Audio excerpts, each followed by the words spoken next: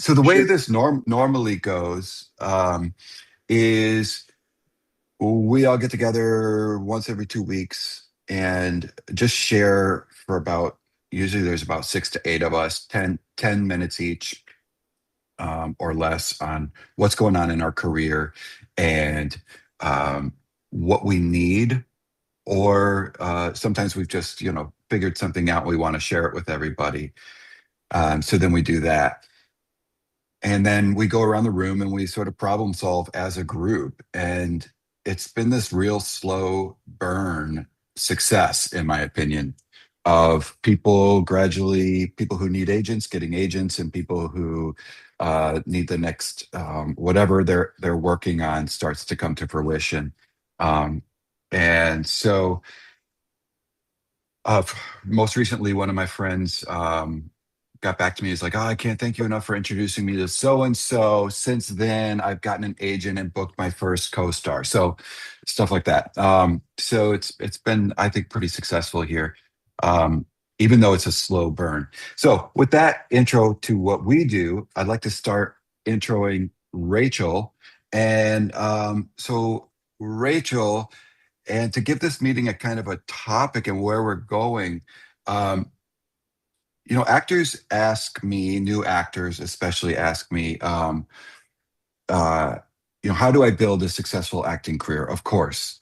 Um, and the question I become more interested in as a human being and as a coach and an actor is, how do I build a life that allows me to have a successful acting career?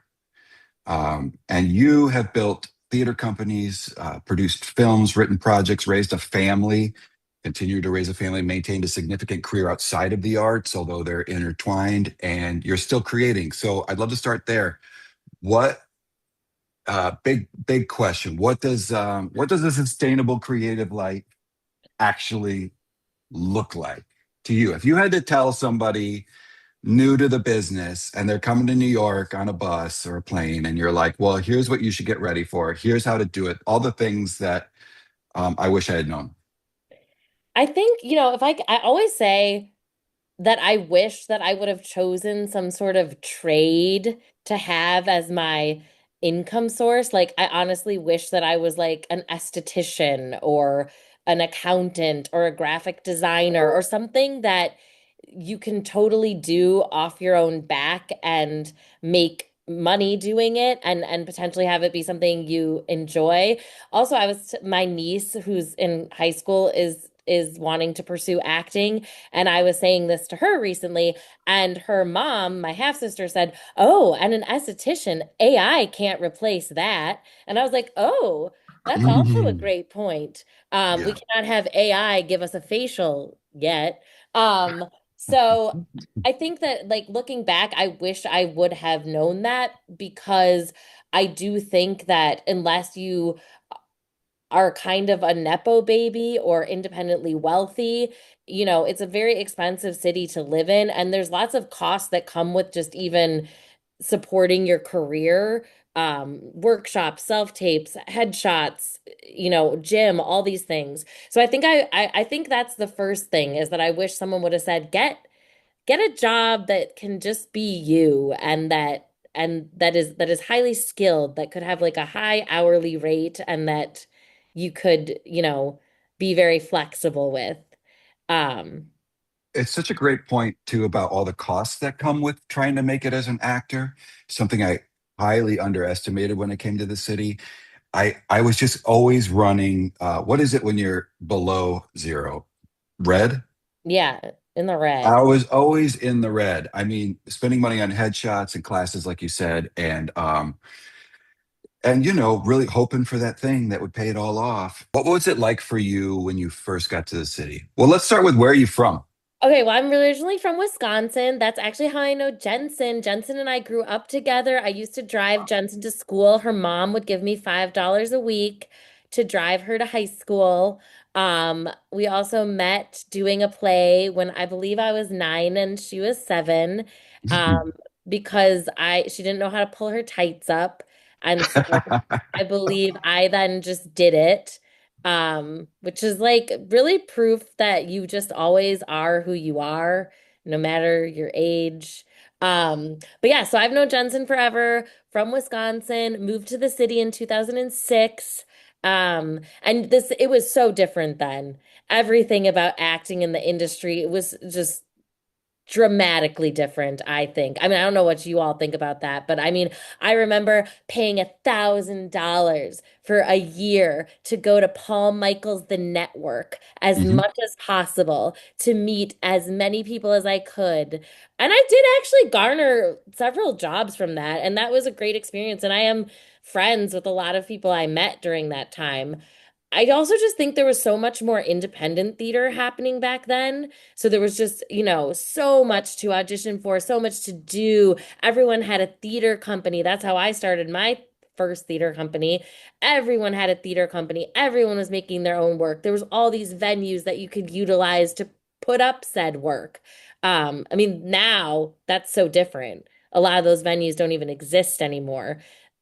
I work with somebody who is an aspiring playwright. She's 27.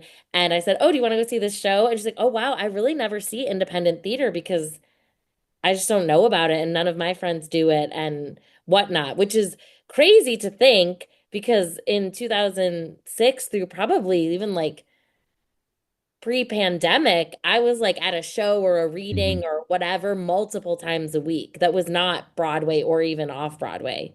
Hmm. Um, I don't know. That was kind of rambly. I don't know Yeah, if that leads to any other absolutely. questions. That's a really good point too. I was always at somebody's show and about half the time resenting that person for being there, but I was constantly at people's shows.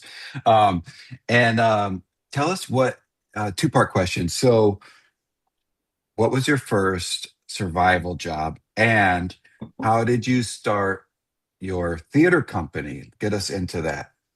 Okay, my first survival job in New York City was working at a Fifth Avenue salon called Louis Lacari Salon.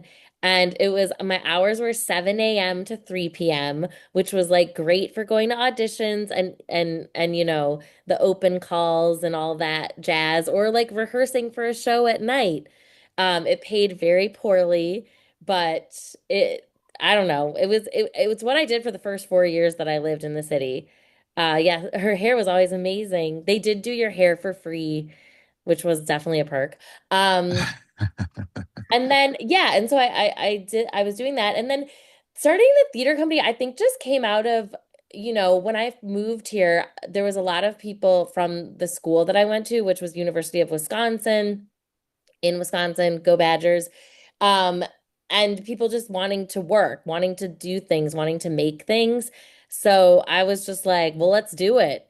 And I don't even know. I think I just asked people, Googled things, talked to people at Fractured Atlas, and just sort of came up with it was really very just like, okay, we need to get a place to rehearse. We need to get money. We need to get a venue. And then just kind of started doing it in that regard in 2008 is when So I is it kind of like, what does it start with? I want to do a play or I want to do a theater company? I think it was just I want to do a play. It wasn't Hmm. necessarily like I want to have a theater company. I think like doing the play and then doing another play was sort of like, oh, we should have a theater company. I mean, there was really no business plan. Everyone was in their 20s. It was just kind of like, yeah, let's have a theater company.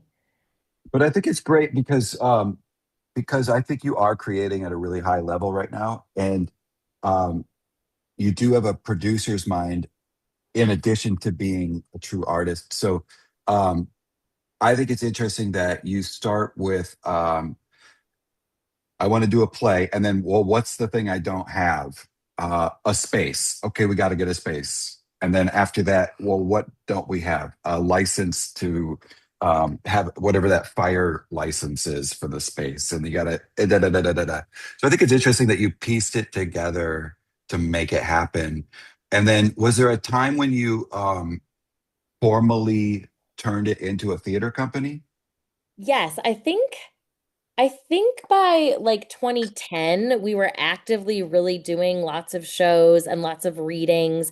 We were getting some grants, we were getting some developmental funding. And so then it really became a little bit more. organized in that sense.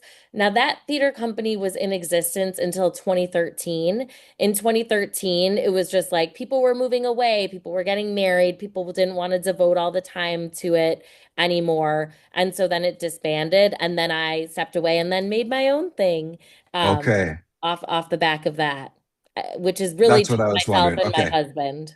Right. Right. But like, okay. And I promise everybody we're getting to her pencils down. That's what we're building up to. That is going to premiere in Palm Springs International Film Festival, Oscar qualifying film festival. So excited for you. I promise we're getting there. That's what we're building up to.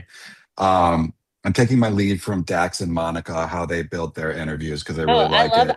I love A it. I'm here little for armchair expert, yeah. it. So we're building to it, I promise. But I want to, for the purposes of Business of Acting Collective, um, you say things like, and then we started getting grants.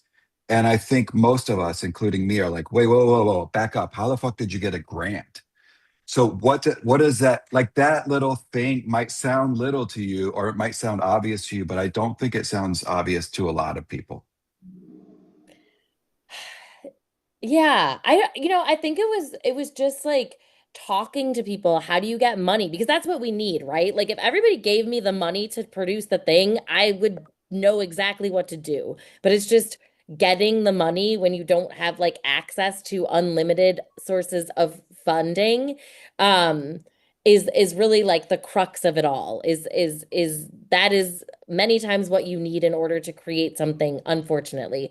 So I think it was just like honestly like Googling, talking to people, going to things at Art NY. They have a lot of workshops about creating your own work and making a business of the things that you create and just learning about all the opportunities that there are, getting on email lists for arts funding. Now Instagram searches yield a lot of things for um, funding money that you can get. Yeah, it was really just kind of like a research process and then writing it and sending it out into the ether. Well, that's amazing. And then tell us about first meeting Rob, because we wouldn't have R&R without Rob Benson, and then about forming that theater company. Yeah, so Rob and I met in 2005 in London at the Drama Studio London. That's where I got my sort of post-grad acting training. And we were friends for a long time and then became romantically entwined in 2008, got married in 2010. And he was actually part of the original theater company, which was called On the Square Productions.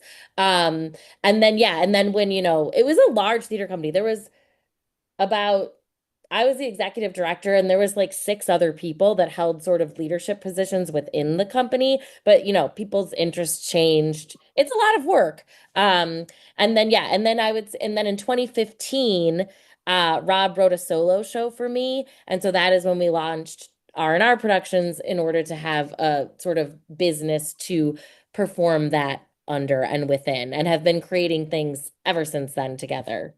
Give us a little breakdown of that first one that he wrote for you, because it was really awesome and the billboards are amazing.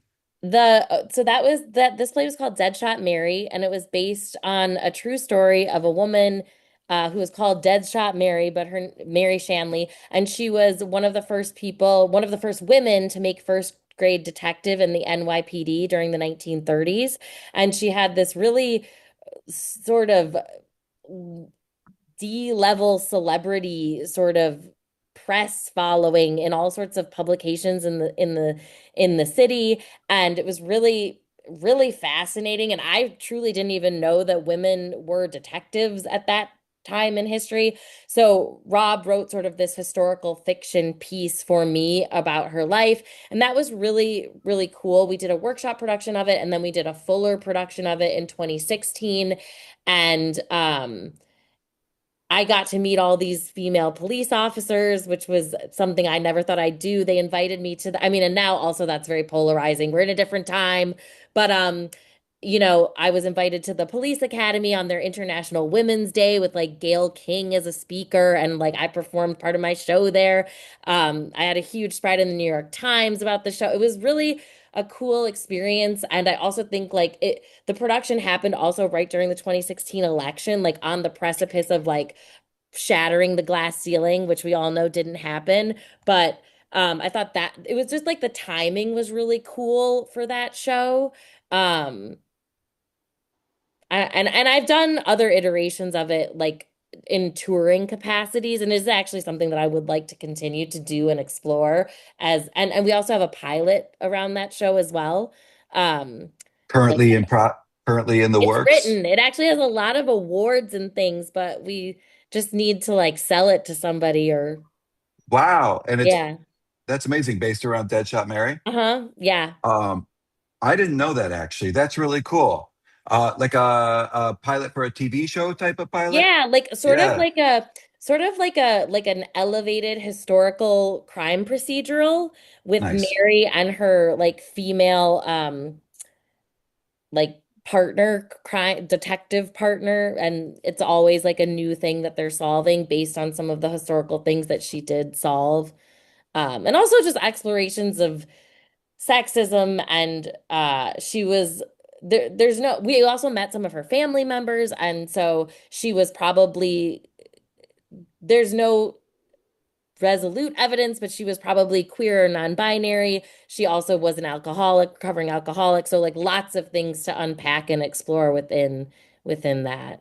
This is incredible. I can't believe I haven't heard about this yet. Or maybe I did and it went out of my sieve of a brain. Oh, But well, that it I can sounds send you it to incredibly, read. yeah, it sounds incredibly timely and everything. Also, fun crossover that I didn't know about.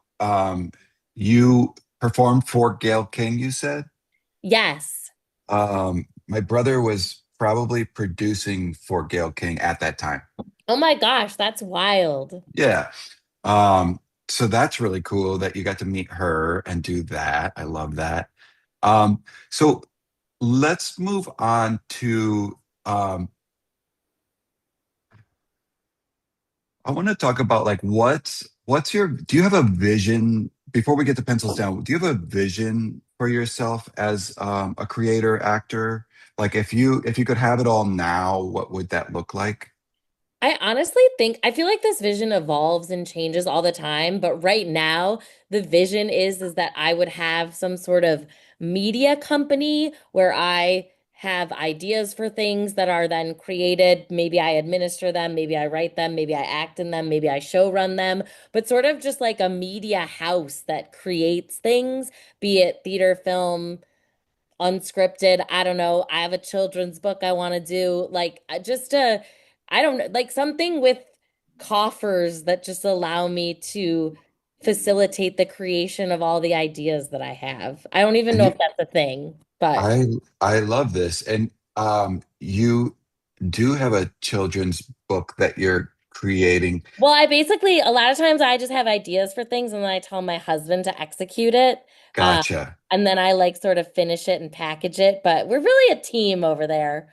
Um, I know. I know. It's really kind of almost unfair just talking to one of you. But I wanted to really grab you because you really piqued my interest because Rachel and I were having this conversation about her talking to somebody who wanted to act and what that would actually look like and kind of giving the real breakdown. And I was like, that's really interesting and valuable, and I want to have that discussion with you in light of your success. Um, but are you able to tell us a little bit about the child?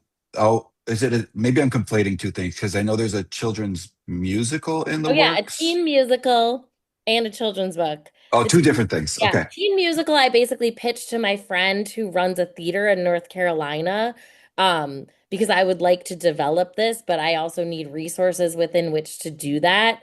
And I think that is not something that I want my specific fundraising efforts to go towards. So therefore, I went to like a place that has that infrastructure in place.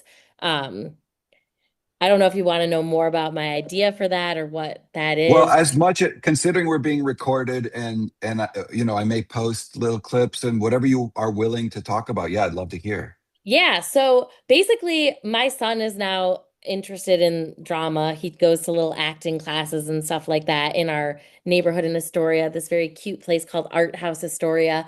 But we went to a performance there recently where all the kids, all different ages, all different levels were performing for us.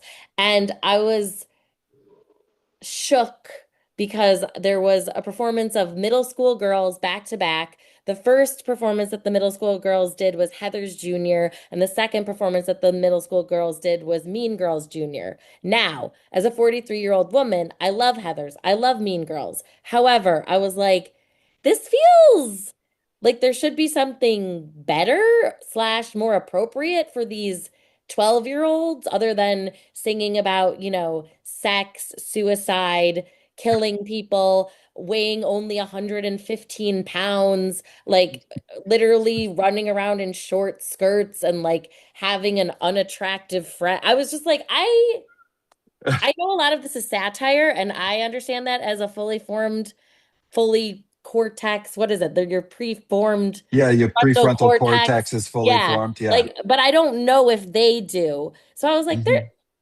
but I understand why they're doing it because that's what's out there. That's the material that's out there. And that's the material that they're going to be given when they're in high school and when they're in college. So then I was just like, I gotta fix this. I gotta fix this. So I went home and I was like, I want to do a teen musical. And then I walked into work the next day and I actually hire a lot of artists to support me at work. Just because I want the people on my team to also like understand my experience working in corporate and also having these other things that I do in all my spare time, as I like to say. So my assistant at work is a musician, a songwriter, an actor. She works with kids. So I marched in and I was like, I want to make a teen musical. And she's like, oh, that's really interesting. Say more. So then I told her my whole like, how I was just clutching my pearls, seeing these girls being Heathers and Mean Girls. I said, but I still think it could be edgy and like tackle real things that they deal with and, you know, all of that. But I just think, Hmm. can it not be this? And she said, well, what if it's something that's like an unresearched style, like Oh Mary or something, but for kids? But what if it's like Joan of Arc? What if it's like Joan of Arc and it's like sort of like tricking them that they're learning and it's exploring like a lot of the themes of what was going on during that time and now and maybe like someone who's non-binary and I was like yes and maybe the parts can be played by like any any race, any gender, any whatever. And we just started like spitballing off this. And I was like, all right, all right. And then I thought of a collaborator that I've worked with a lot who runs a theater in North Carolina that has a really large education program. So I called him and I just said, I have an idea. Do you think the theater could support the development of this, like for us to do this? And he said, well, this is great. We have a lot of money for education. We also have great kids down here. So, like, do you think you could do something for September 2027? And I said, yes, I think we could. And then he just said, write up something and I'll like run it through the approval channels. So now I'm just waiting for the approval channels to approve. But Mm. you know, I'm just always thinking, like I'm just always thinking of how I can create something, how I can make something, how I can connect people who I know that can help me make something happen. Um, that like literally I just think like that, like always. There's also a certain amount of chutzpah of like being able to She's call got your friend, chutzpah. yeah, and being like, I know I can't see Bonnie, but I'm sure she's proud of me right now. But She's smiling. uh, um, just to call your friend and say, I got this thing, I want to produce it, and back up a little. You had just because I was really curious about this. You said you hire your friends to support you at work. What? I mean, I What? wouldn't, not necessarily friends, but I like to, at my job, when I get an opening for like somebody to assist me with like administrative work, I like for it to be another artist type person. Gotcha, gotcha. Just because A, I like to help provide people with stability. B, I think on the whole, like artists have got chutzpah, hustle, Mhm. whatever, and can like do a good job. And, like I just I want them to like have an understanding for like what I'm pursuing outside of work. Um, and so I'm really grateful because I've been able to create that environment for myself at my day job, which is a huge blessing. And I'm like really, really, really grateful for it. Um, and I can And so talk more about the origins of my day job if it's of I interest was gonna say you today. gave us a perfect segue into the job you have now that supports the life you have and how that came about and how it works today. Yeah, so when I first moved to the city, receptionist at a salon, tired of that, became a nanny. That was so difficult with in-person auditioning because, you'd get an audition and then you'd be so excited, but then you'd also just be panicking to high heaven about having to leave the kids and figure that out and all of that stuff. Then somebody said to me, "Have you ever thought about being a personal assistant?" And being from Wisconsin, I said, "What the hell is that?" And they said, "Well, you just like you buy stuff for people, you like organize stuff at their house, you maybe hire their babysitters for them." And I was like, "Oh, okay, yes, yes." So I started being a personal assistant back in 2013, which led me to work for a boutique personal assistant company. Which was, again, it was very flexible. You were often left to your own devices with like a laundry list of tasks from people. And then, so again, for like back in the day when, in-person auditions were the regular, it made it very easy if I had to like slip out to go do that. I was always very hesitant and resistant of having an office job just because of the like inflexibility of it all. So was a personal assistant, and then at this personal assistant company, oh, and yes, it did have benefits eventually when I was a personal assistant from working at this personal assistant company. Um, and that as that company grew, they needed someone who could go out there and like find other people to be these personal assistants. And that person became me. And then that just grew and grew and grew. And there was this really specific recruiting software that I started to learn how to use. Um, and I started managing the recruiting at this personal assistant company while being a personal assistant. And then COVID happened and the company like really tanked. We were like working in people's houses. It was, you know, a lot of people got laid off. It was not a good situation. So I knew that I was going to need to start looking for something else. So as I reached out to recruiters, they were like, "Oh, you have this like really specific software experience. You have this Mm. recruiting experience." Um, so in 2021, there was like tons of startups at that time. Like it was like startup heaven. So I got approached by this Fin startup that was looking for somebody specifically with experience with this particular software, experience with managing people, and experience with admin work, which I had all of those things. Um, so I basically interviewed for this job. I had like 10 interviews on Zoom. It was so bizarre. And then just I enjoyed the people that I met. And so, yeah, just started working here in 2021. At that time, it was totally remote. It was totally remote for 2 years. Um, and now we are in the office, but it's extremely flexible. Mhm. I really I lead my department, so I have a lot of autonomy about how I spend my time. Um, and I have a lot of, control over whom I hire to support me. And I really enjoy it. Because I like connecting people and because I like giving people opportunities, it's like a kind of a perfect fit for me because I am shepherding people through this process to like at the end get a job. Um Mhm. and so and I also like I have really good instincts about people and I do a lot of the like intro and initial interviews for the company for people, which I really enjoy. So yeah, I do feel like I have found myself in a situation where, it's very stable, it's well paid, I have benefits, I get paid when I go on vacation, I get paid when I take time off, which like I feel like when I first moved to the city, that was like not a thing at all. Which is and has also given me disposable income to put back into my projects. It's also exposed me to people in a higher income bracket that have given money to my projects and who are audience members for Mm. my projects. So that's also been like another interesting perk of sort of living in this world. So yeah, I Again, mean, these people would not be patronizing you or in any way without the amount of chutzpah you have, I believe, the confidence that you yeah, walk around with and yeah. belief in yourself. I think that's a huge part of it.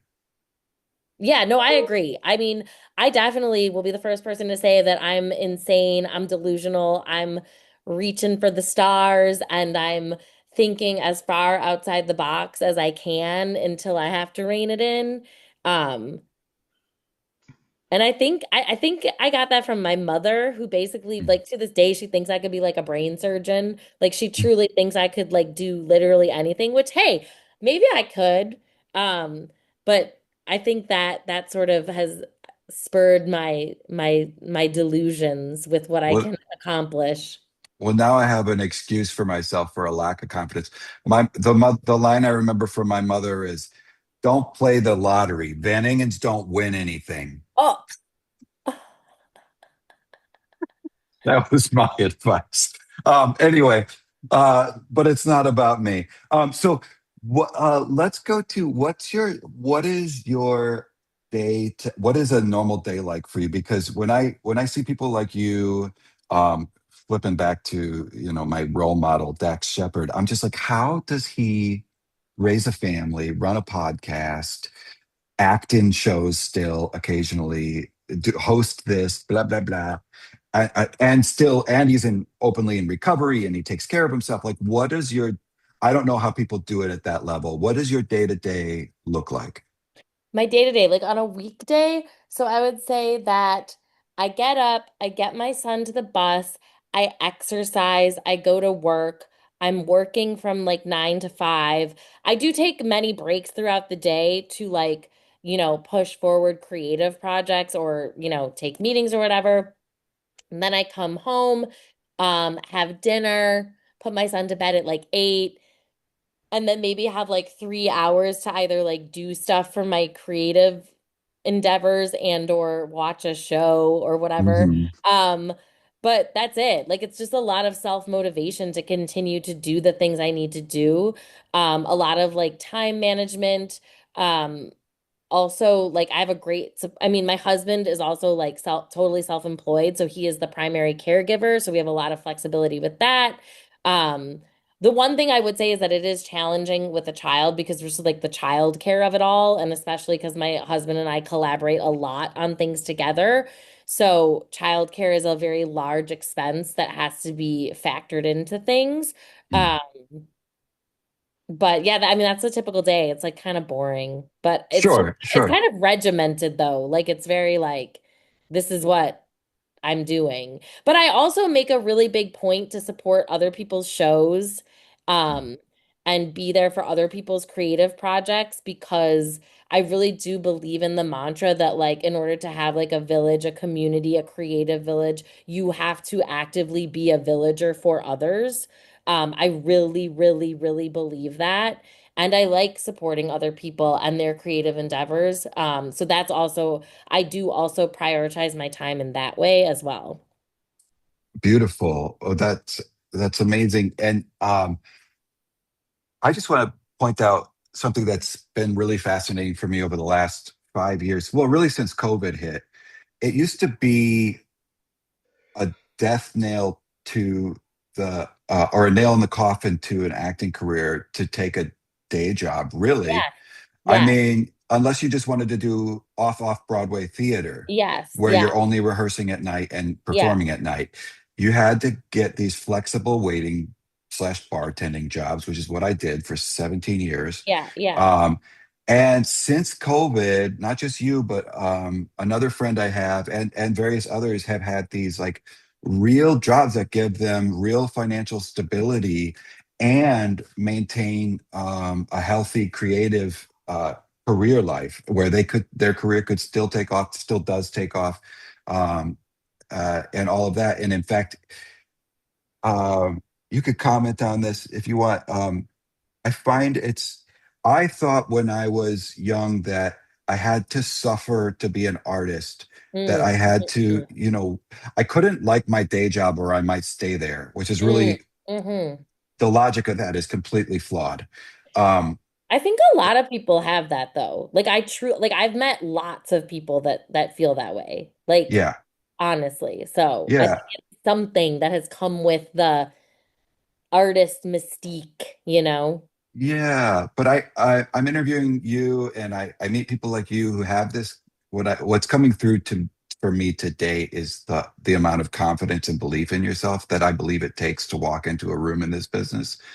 And underneath that is a strong, healthy foundation where you're not worried about whether you're going to keep your apartment or not. And I think that's a huge part of maintaining a healthy life as an actor and artist.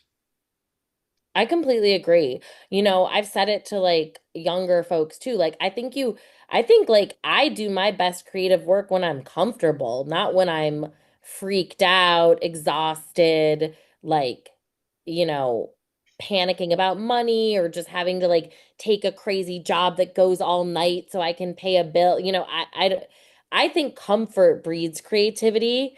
And it is like so relieving that auditions are self-tapes, frankly. I mean, I do miss the in-person stuff, and I know there is still some, obviously there's still some of that, but it has afforded me to like have a more comfortable existence.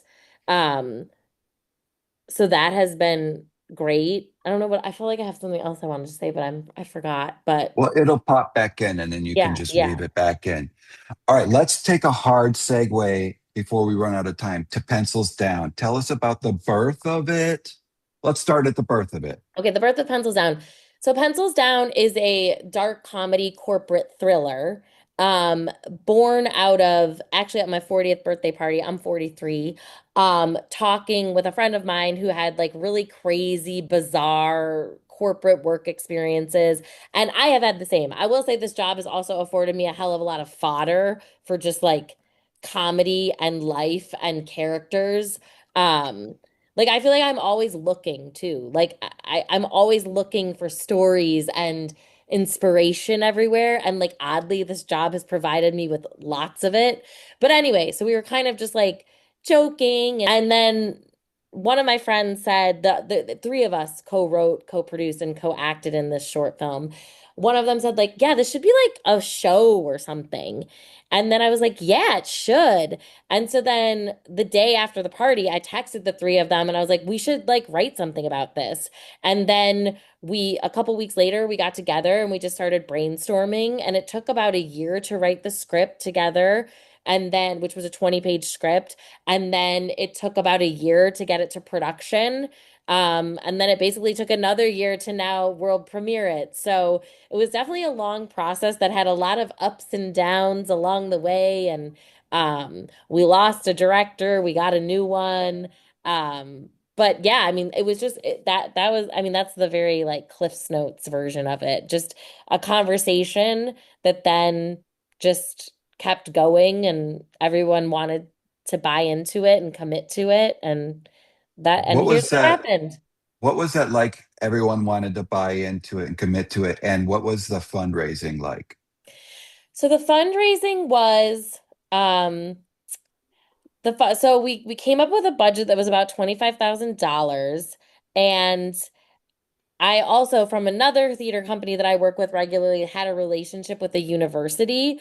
One of the things this university likes to do is to support their students coming to New York City to work on professional projects. So, as I've said before, I called up someone at Weber State University and I said, I have this project. Would the students want to work on it? Would a faculty member want to work on it? And like, could you give us something? So then she said, well, let me go away and come back to you. I sent her the script, whatever. And then she said, okay, I will, we'll give you $8,000. We'll also give you five PAs that we'll pay for and house. And then we'll also give you a costume designer that we'll pay for and house, who's a faculty member, and she'll manage the students.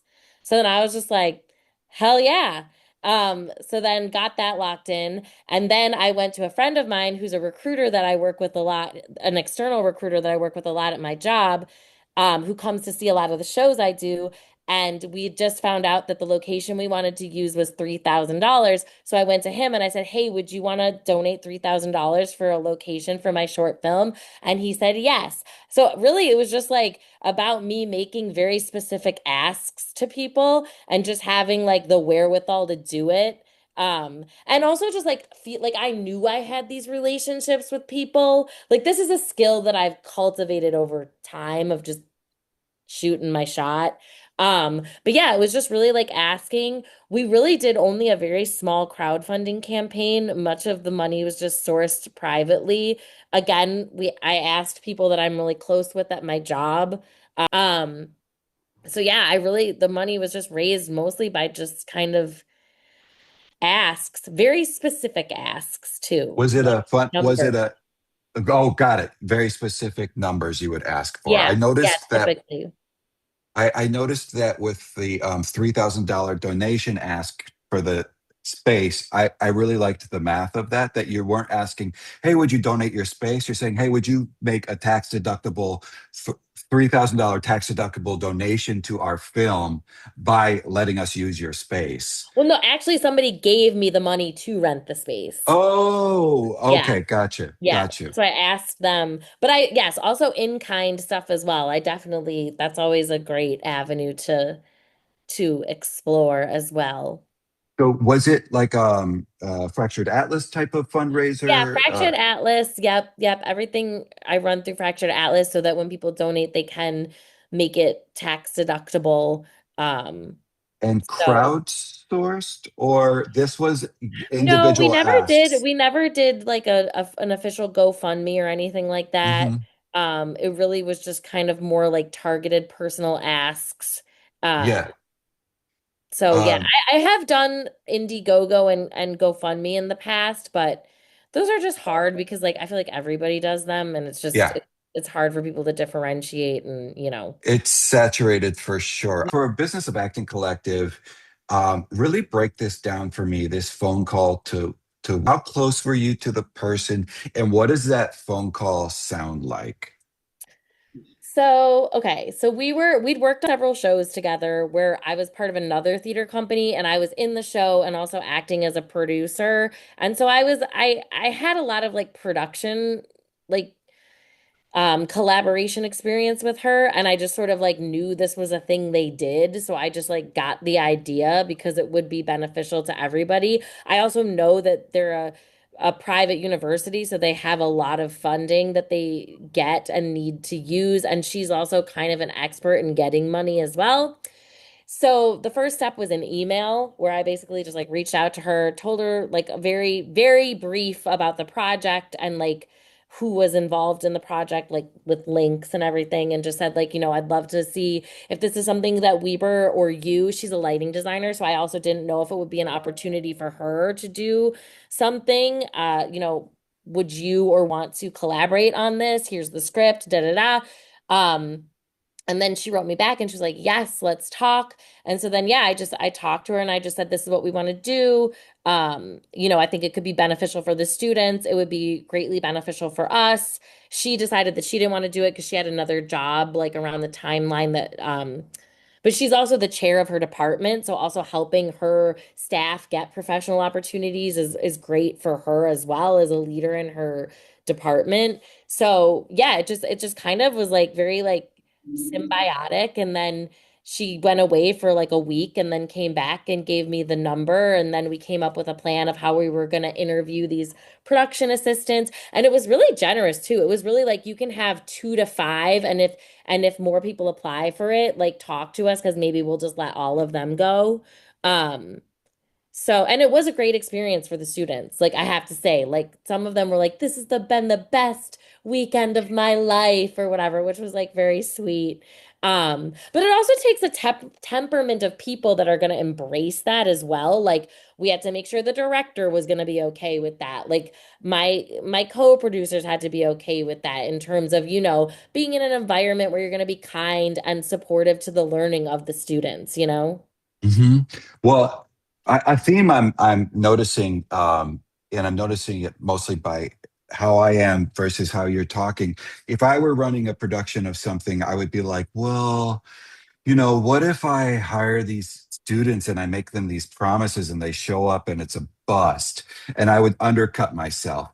And I think people like me and a lot of us artists continually undervalue what it is we're offering just by virtue of having been in the city this long and survived this long in the city. Doing a production that's funded in the city is really interesting to a student at a university. And I love that that's the conceit and premise that you came from. Yeah. And I'd also worked with them before and they'd done that model with like a theater productions, and the students did get like stipends and their trip was like fully funded. So it's like they don't really have anything to lose. If this Right. shoot is a bust for 2 days, oh well, it'll be an experience for them. I also have a lot of confidence in myself to create a good experience for others Mhm. too. So I think I was just like, there's no way this will be a bust, you know? Again, the So Delulu talking. no, it's fantastic. It's confidence. I don't feel like it's delusion. I've talked to delusional people, and you're Uh, not one of them. I Okay, want to good, say good, good, good.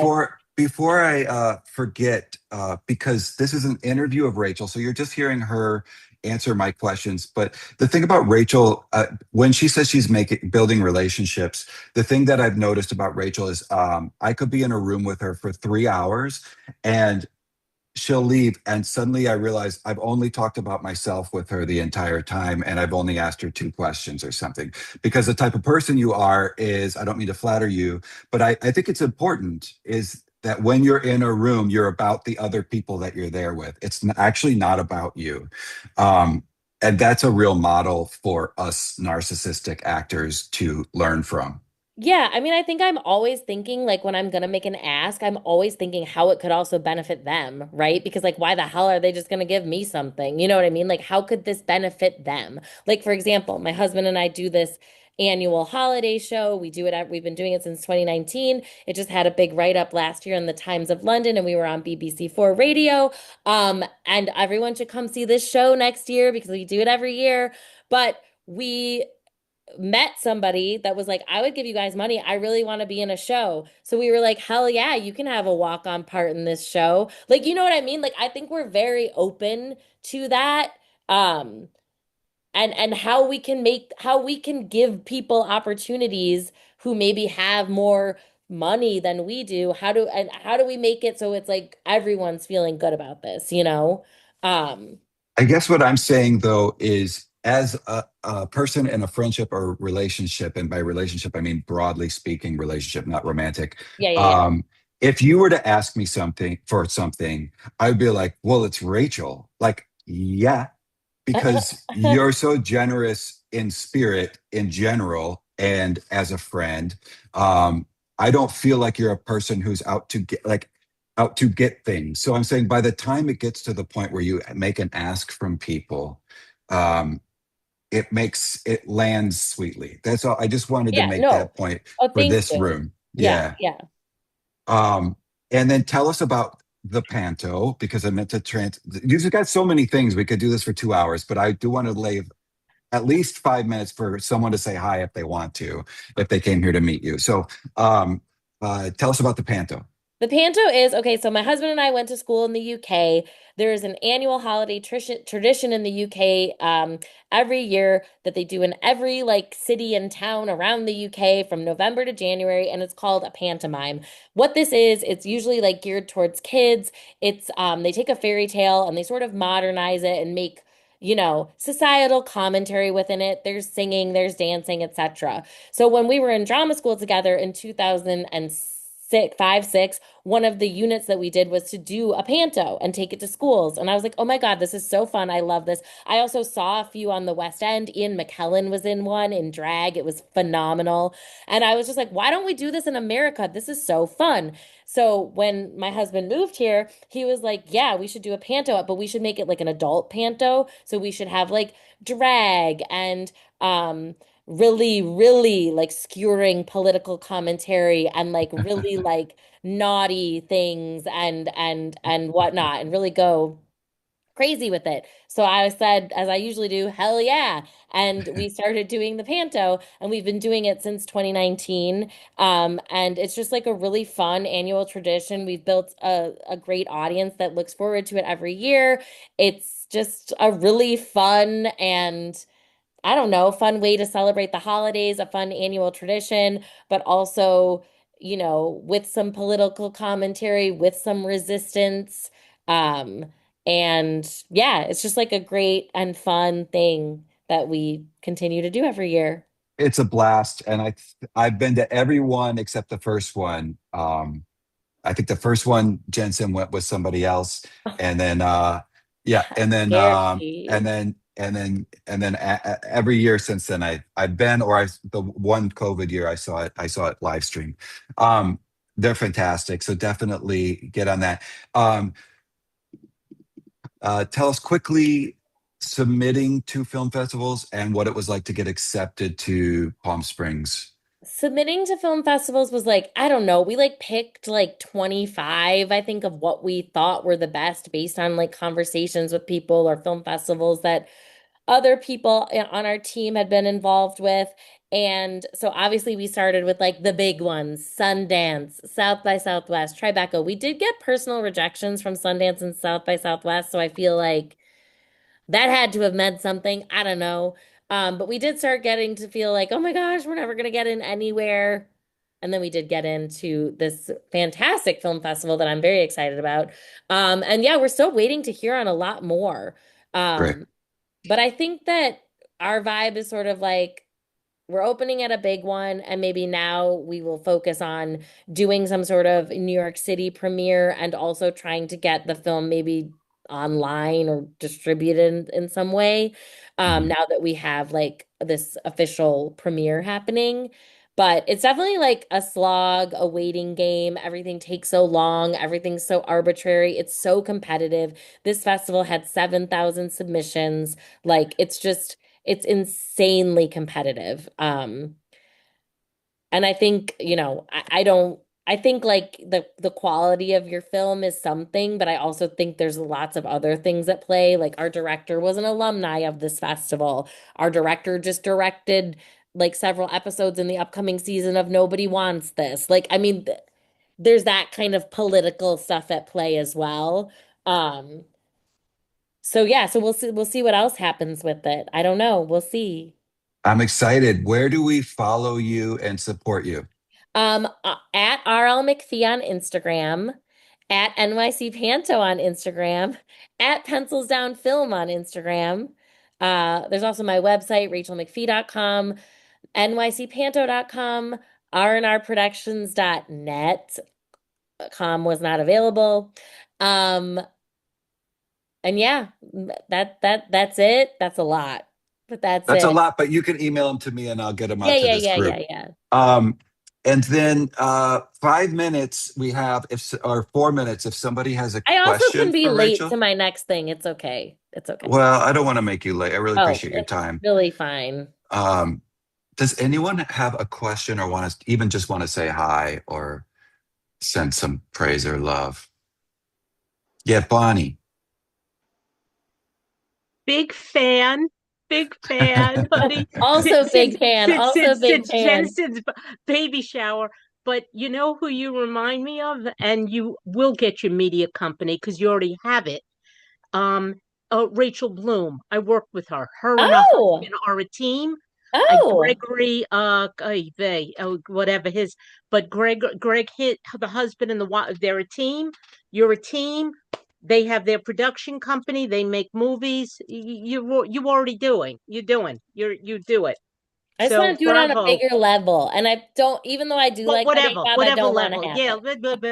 but I bravo, and I'm very proud of you. Thank you, Mazel tov Bonnie. on I everything. appreciate that, it Bonnie. Mwah. it's a that's really good. That Bonnie, that just gave me, I think for those of us who have despaired and come back and stayed in this business and despaired and come back and stayed in this business, I think that the energy in this virtual room right now, I feel like, oh, this is how it happens. I'm looking around the room at the people in this room who are working at a high level. I have a dream, yes, of being a series regular on a hit series that runs for six seasons, detective on either side of the law. I'm just putting out there as a manifestation. I also have a dream as a coach who has a production studio where actors come in to learn how to act, yes, on camera, but we also have directors cutting their teeth shooting them. And I'm there coaching in that studio. And that's a lot of people coming together at a really high level too. That's where I believe open studio acting is going. And you have a dream for this media company, and I know Matt W. Cody is writing screenplays and episodics and acting, and I believe, I do believe just by staying in it and continuing to create, we will end up at that higher level together. And this is exactly how it happens.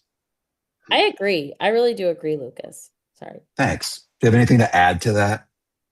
No, I always just say I'm gonna be like that woman in Titanic that like got her Oscar when she was like 90 years old or something, just because she like Okay, yeah, hung in the game. She just hung on and hung in. I always say that's gonna be me. I say that's me. 100%, So anyway. 100%.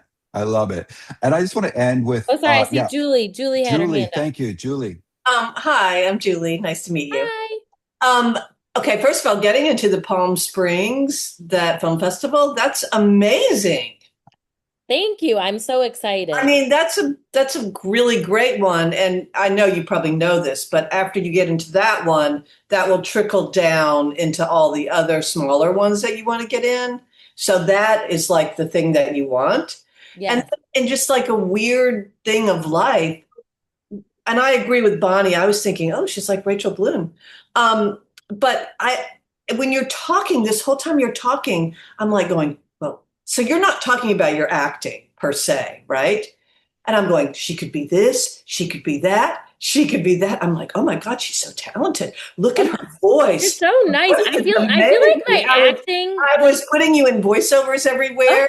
And then I oh my was like, at gosh. her look, and she's so beautiful. And like, I was like, but it was so weird. So you're talking about your day job, your husband, your child, your projects, your this, your that. And the whole time, and I'm listening to you. I'm not saying I wasn't, Oh yeah, no. but, but like, I'm like, and for you, for your actor, like, it's amazing because if I was meeting you, and I should know this for myself, like, we don't want to just be like, what have you been doing all day? Well, I've been doing self tapes.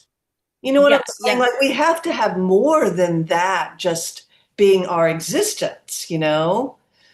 I Uh, love that. I And I can really agree attest with that that. Yeah. she's a fantastic actress. Go ahead, Rachel. No, I was just gonna there say, you I are. really appreciate that. Thank you. No, I feel like my act, I mean, a lot of this was born out of the fact that like no one else hires me to do jobs. Like, you know what I mean? Like so much of this has been just because like I want to like act. So like let me make it happen for myself if no one else will.